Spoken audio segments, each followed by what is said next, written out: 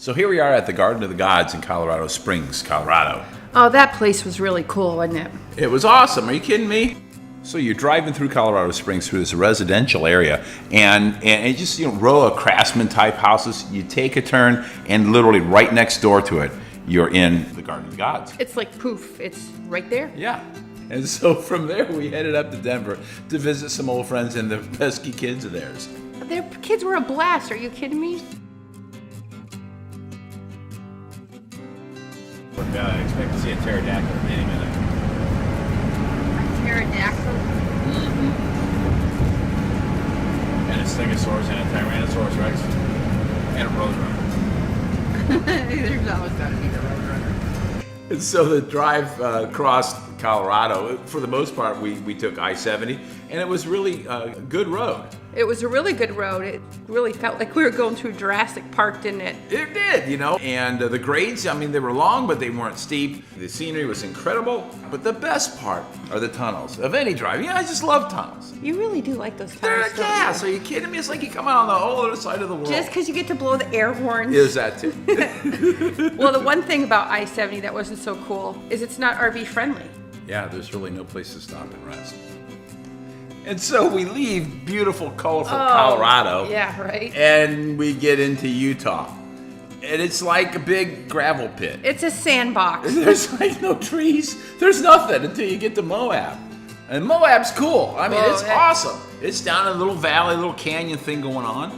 Beautiful riding on a motorcycle. Oh, the hiking was great too. Incredible hiking. And the sights, the stones, the sculptures, phenomenal. There's I think there's 2,000 arches there. There's a mess of them, and it's interesting because there's some of these you can actually see the progression of them as erosion is building them. In this picture here, it's awesome as heck, man. You can see the phases that they're going through. We could have spent a week there. Yeah. The next time we go back, we'll get a 4-wheel drive camper and go way out back. Yeah, it'd be a great place for a Jeep too, but we were warned by all the locals that you have to have a compass. It's real easy to get lost out there. You can get lost. There's a whole lot of space. And so here we are on one of our little hikes, and you can see some of the stuff that's around to see. Everything from these arches to the petroglyphs. It was a good time. Yeah, and the town of Moab. It's a little eclectic kind of a artisty sort of a town. It's a great little place. Oh, and after that long day of hiking, we stopped off at that Moab brewery. Yeah, a little microbrewery. They're making the beer right there, and it's good and cold. The next stop was Salt Lake City.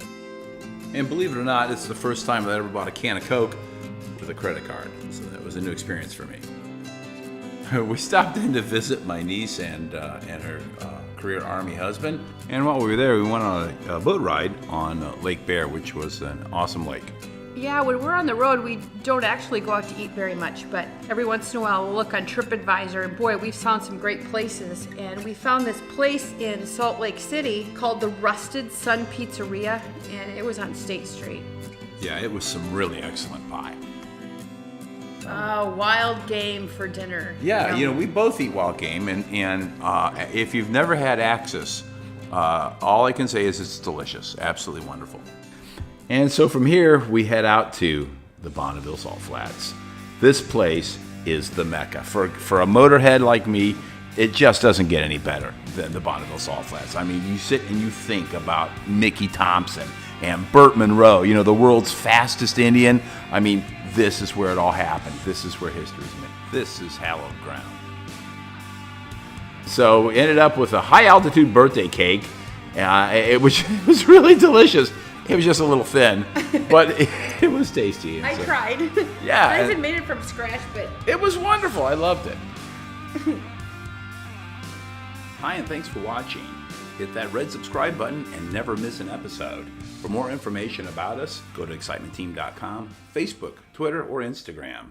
And for all the best in behind-the-scenes action, outtakes, and a whole lot more, head on over to Patreon and join the team, bringing us all a better tomorrow. Thanks.